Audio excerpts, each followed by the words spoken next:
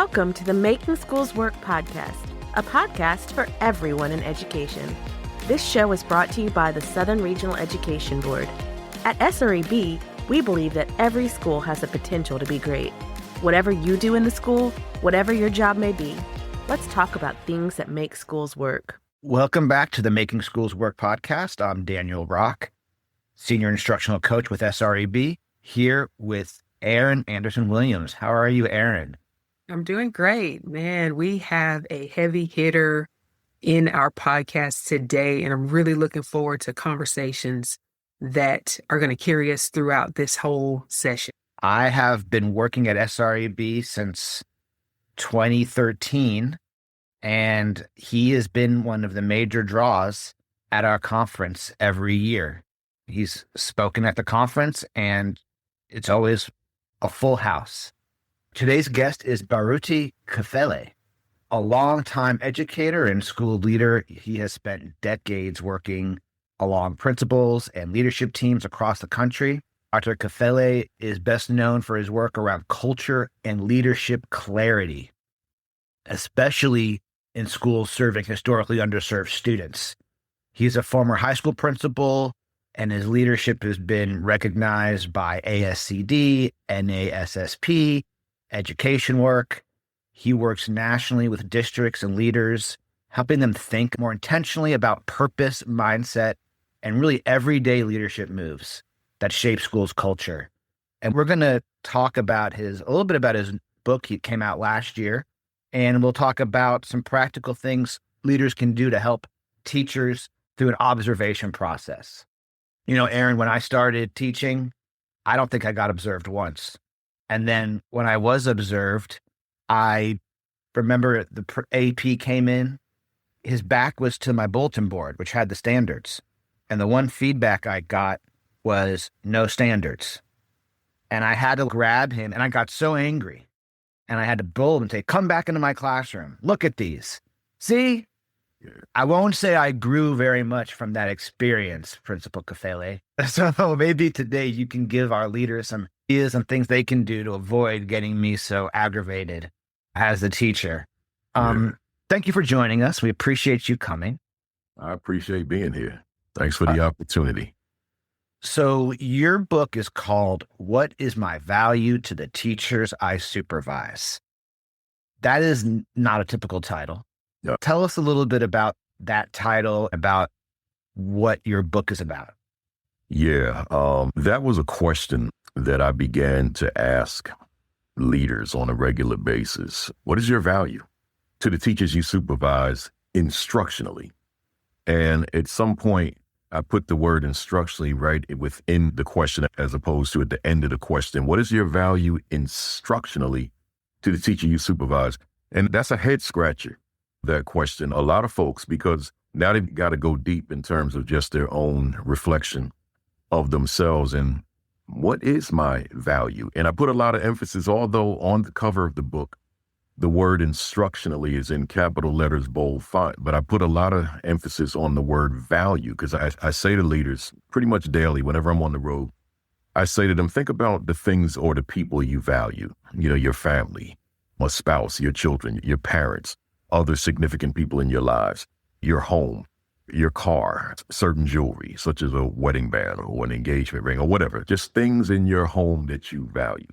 I said, these things, some of the people, maybe most of the people who are closest to you, you'll put your life on the line for because you really value them, right? So I said, let's look at who you are instructionally and to what extent does a teacher say, I really value this professional, this collegial relationship to the extent that this relationship has made me that much better of a teacher. So when I ask it that way or frame it that way, it really gets the leader thinking like, wow, do my leadership bring value to the pedagogical performance of a teacher? So that question is so uncomfortable. And I tell my audiences, I'm not here to, when I'm doing a topic like this, I'm not here to inspire at all, unless I'm reinforcing to your current practices. But outside of that,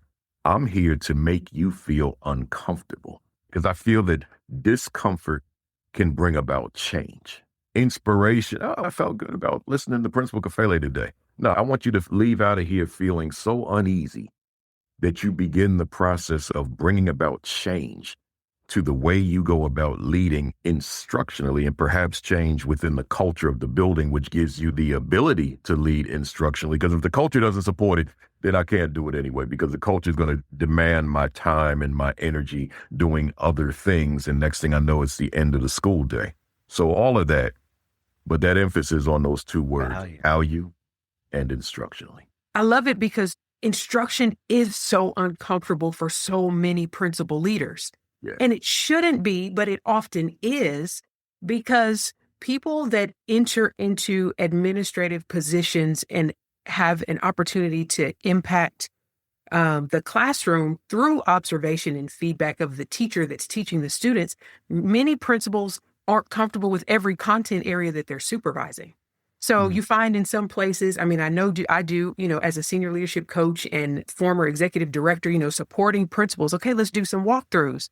Oh, I was a former English teacher, so I really love going in the English classes, but I don't really know that math. So I just let my AP go in the math classes. No, what value do you as the building leader bring instructionally to the teachers in your building? And it is, it's an uncomfortable conversation, but it's such a valuable conversation to have, because we have to grow capacity in order to support all of our teachers and help our students learn. I'm excited about today. Let's go. Yeah. Imagine a lot of principals see their value as managing the building, managing the students. I'm thinking about some principals I know who are always working, they're always putting out fires and working with behaviors and student behaviors and the hallways. Is it hard for principals to balance that? Yeah. I always say, that the culture of a building or the culture of a school is a direct reflection of the leadership of that building. So there's no way in the world that a principal or an assistant principal will be able to do other than what you just described. The culture of the building doesn't support it. If the culture is such that, which is inclusive of student behaviors, if the culture is such that I have to address this and that, then I can never be that coach of a teacher. And think, my analogy is always sports. So think about that team where the coach doesn't have the time. Hear this, it sounds ridiculous.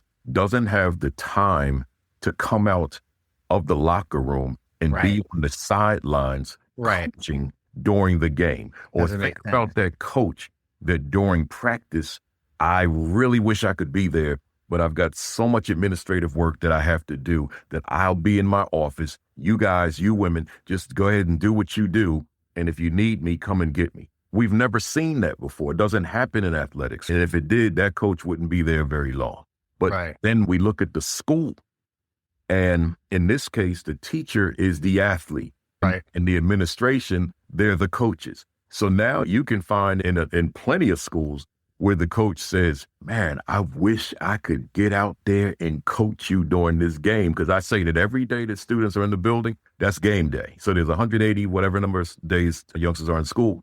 For me, 180 days, 180 game days. So now you think about that school where leadership the only time they have the time or make the time to get into the classroom is during evaluation season. So now once in the fall, once in the early spring, late winter, we get in there and do that observation evaluation. And then we don't have much paperwork on that or documentation on that teacher. So chances are good that we're going to reward that teacher and say satisfactory or above because we have no data on that teacher. So now by giving the satisfactory with the youngsters who are in the classroom, we said to them, your teacher did a great job.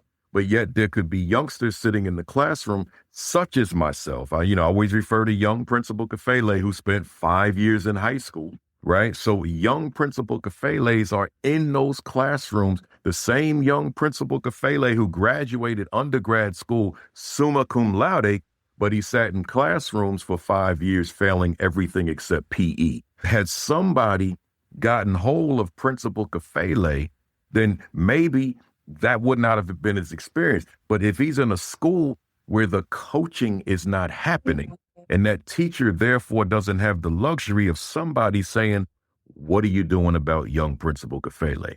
Let's talk about strategy. That's what the coaching is. Let's talk about strategy for that youngster that we see sitting in the back that seems to have so much potential, but we're not tapping into it.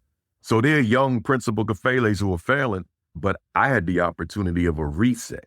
So because my mother was in my corner regardless of whatever. But what about them kids that don't have the reset in their lives, and now they go on and live a life that's well beneath their capacity and potential? And I'm really interested in, and we're supposed to talk about observations, but I'm actually interested in what you're talking about also. So we'll get to that. Yeah. I'm really interested in this word value. You're saying that, I guess, what are the things that raise a principal's value, right? So if we're trying to, we're playing the stock market and we don't want that principal to leave our school because we have such value to us, give him a pay raise, give him a new car, give him something because we need him here to help us be great teachers. What are some of the top things that you see or that you recommend or that you describe that will raise your value to the teachers I supervise? Yeah. Is there a correlation between my supervision of teachers and their continued improvement of instruction? So is there something about the fact that I'm here and these, say, 10, 15, 20 teachers that report directly to me are improving pedagogically because I'm there? And hence, there's my value. When we talk, and I'm isolating this to instruction, right? It's my value. Because you came in as teacher at point A, but by the time we got to the holiday break, you're already at point B, right? And now we can talk about after the break going to point C, etc. But because of that sustained coaching, that correlation, I always say the purpose of the supervision of teachers, right, pedagogically, is student achievement and the continued improvement of instruction. Right. So I keep reverting back to improvement of instruction. That's got to be there. Just if we want a team to be a winning team in any sport, on the court, the diamond, the ice, or the field, then we want athletes to continue to improve, not just play the way they've always played. They've got to get better because the competition is getting better. So what value do I bring as leader that's helping teacher to become better? And of course, this is not a one-sided relationship. It's a two-way street. It's not even a one-sided conversation. If the principal or the assistant principal are doing all the talking, the conversation is flawed. It's a two-way street. It's mutually agreeing upon what are those areas where teacher may be deficient, but can become superstar because of this collegial relationship. Yeah. What am I doing to help them grow as teachers? And that leads to their student learning and asking that question of themselves regularly when you're talking with them. That's right. I think that goes to this question about one of those ways that you add value is feedback and how you interact and talk around instruction. So what are some of the practices that add value to instructional leadership around starting with, and we think about it as a process. An observation doesn't just start when you walk in the classroom. How do you start the process? Yeah, I appreciate you asking the question because I work with a lot of young administrators in addition to the veterans. And it's not uncommon for a young administrator to see me somewhere, including at Making Schools Work, and say to me, hey, Principal Kafele, man, I get into a lot of classrooms. I get into 5, 6, 7, 8, 9, whatever it is, classrooms. And my question is always, to what extent are those classroom visits attached to a pre-observation conversation, formatively speaking, because we're not talking summative here. To what extent is that observation connected to a post-observation conversation? And I always, we typically use the word discussion.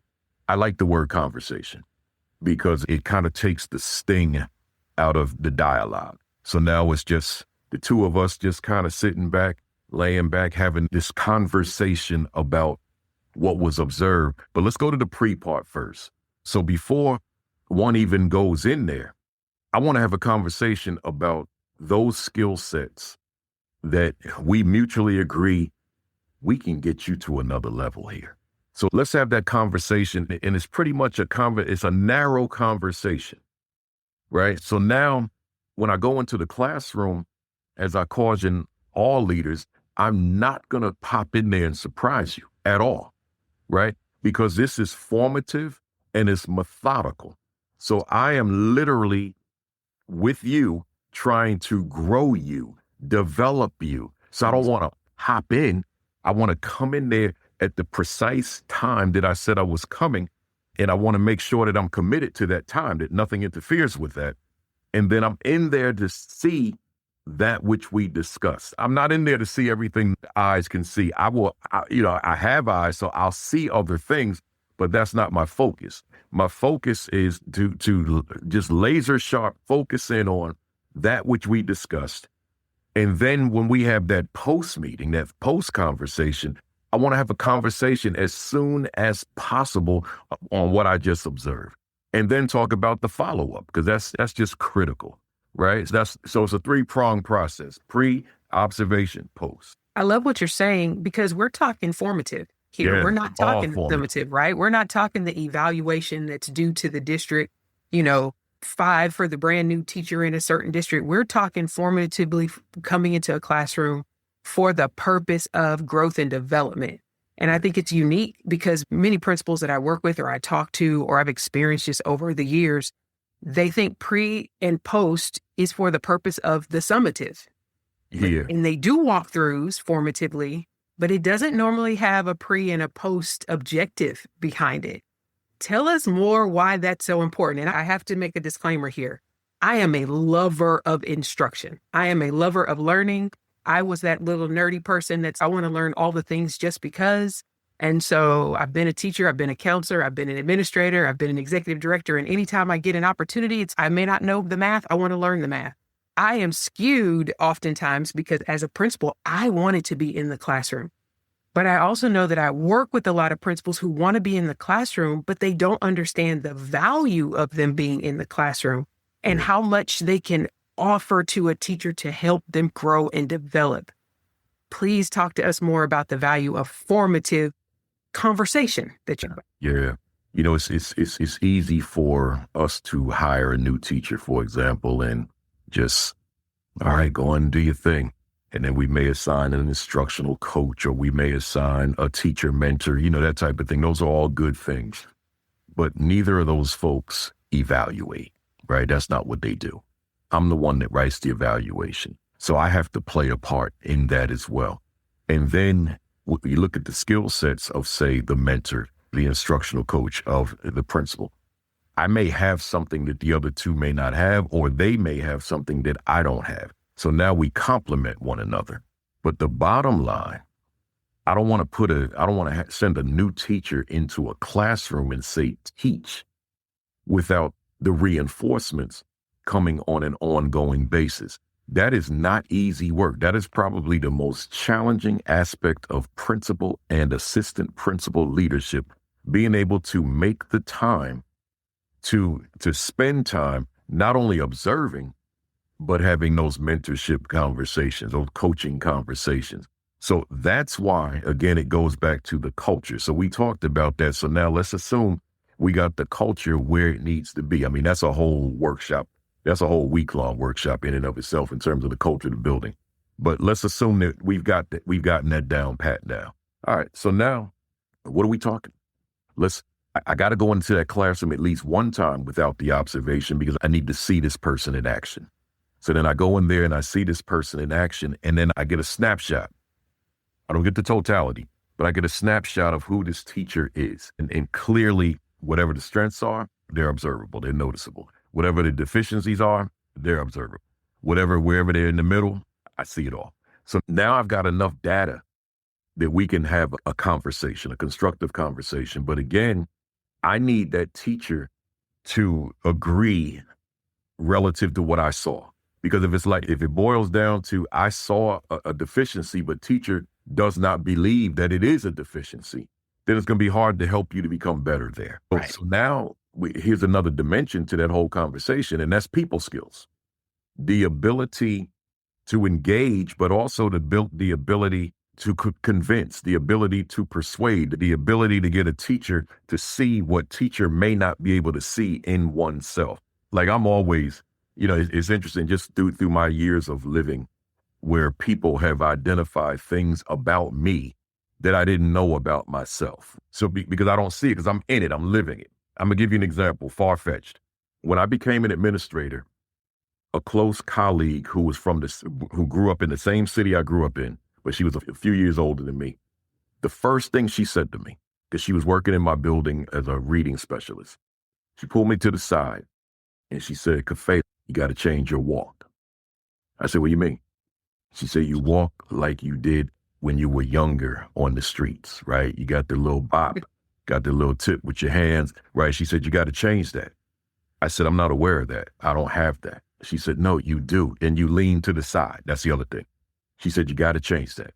I said, "You out of your mind. I don't walk like that." So that was kind of end the conversation. But periodically she would come to me, "You got to change your walk." But I'm growing and becoming successful as a principal. So then fast forward, years later, I'm a high school principal because I was a middle school for 8 years, middle school principal. Years later, I'm a high school principal. Those kids are a little bit different. So now they started pointing out to me, "Kafele, man, that's a cool walk you got." I'm like, "What are you talking about?" Man, so they started imitating it. I'm like, "Are you serious? I walk like that?" Right? These, juniors and seniors. "Are you serious?" Then they had principal for the day. And one of them was me. And he's walking down the hall like I did like when I was a teenager that I knew I was doing back then. So now, let me bring it to a close. I get the Milken Award. And they came to my school and did a profile. They filmed me for 2 days. And they captured it in a 4-minute video. And there's a scene where it's just me walking down the hall and they got the back of me. There's no one in the hall except one student that I'm approaching to have a conversation with. And I looked at that at the debut in Los Angeles in 2010. And I had that walk hard. And my wife was sitting next to me. I hit her. I said, "Do I walk like?" She said, "Everybody's been trying to tell you." It's on YouTube, right there. So I'm saying, I went around the world on that one to say, we don't always see what everyone else sees. So how does that teacher grow if the only eyes on the teacher is the teacher's own eyes? I had this experience literally this week where I spoke to the principal. I'm a coach, right? The principal says, "This teacher needs ABC, right? Working on these 3 things, core instructional things." And I said, I want to have a pre-conversation with her. And I asked her in an email, I said, "I want to talk with you. What are some things that you want to work on?" Trying to do exactly what you said. And her things were completely different. And they were not and it's to confront somebody when you ask them, "What would you like to work on? What are some areas that you think you need to work on?" "I think I need to work on classroom management." Okay, classroom management is important. Like kids keep asking to use the bathroom all the time and I can't get them to stay in the classroom. That's a thing. That's important. Yeah. But in your classroom, the real issue is this. So I've asked you what you think the thing is. You told me. And now I have to what you're saying is part of the skill, a skillful coach, principal I'm curious if you have any tips for me or for people who find themselves leaders who struggle to sort of get the teacher to see themselves, to not see their walk. What are some ways that we might help them? Or are there any things you go to or that help with that? Well, some of it is just the evidence that Right. you're seeing in terms of results in the classroom, right? So instead of pointing out what the teacher is doing or not doing, let's look at the consequences of the actions, right? And a lot of times there it is. And then we can work our way backwards in terms of that teacher. But another thing that some are doing these days is putting a camera in the classroom if everybody consents to it, right? Everybody consent. I wish I had that back in my day. I mean, it existed, but it wasn't a thing, right? Now it's a thing because everybody's got a camera on their phone and everybody can set up a tripod. So if it's a thing where, you know, a union agrees with it, you know, and all that kind of stuff, because there are layers to it. Yes. But if there's consent with everybody, then the teacher is going to be able to see some things that he or she may not want to grapple with when someone else confronts them with it. Do you find it's easier these days to have teachers videotape themselves, or do you find teachers are open to that? It depends on the teacher. You know, some are. But see, you know, you talk about a district with this heavily unionized, it could be a little bit more problematic. So, Principal Kafele, when you're talking about having a part in instructional coaching, can you talk a little bit about the tension for that principal in being the coach and the evaluator? Yeah. Because for some teachers, when the principal comes into the classroom, there's a fear for some. This person has the power to decide if I did a good job or didn't do a good job. And that might be my job this time. I'm doing the best that I can, but they just don't see the good things I'm doing. Yeah. But then also that principal that wants to coach, but then is maybe afraid to do the evaluation part where you do mark in the system. These are the struggles and these are the improvement places for a teacher. Can you talk a little bit about that tension that exists? Hello, everyone. This is Ashley. We're breaking this episode into two because there's a whole lot of other great things, and the episode will be really long if we put it all in one episode. I did end it on a cliffhanger for you with that question. You can get the answer next week. Along with that answer, we're going to move from the why to the how. We're going to dive into Kafele's 3-prong observation process. Talk to you next week. Bye. Thank you for listening to this episode brought to you by the Southern Regional Education Board. SREB is a nonprofit dedicated to improving education from pre-K all the way to PhD and into the workforce. Visit sreb.org for resources on instructional practices, teacher data, career pathways, and more. And don't forget to like, subscribe, and follow us on social media. You can find us on Facebook at SREB-School Improvement and on Twitter/X and Instagram, both at SREB Education. See you next week.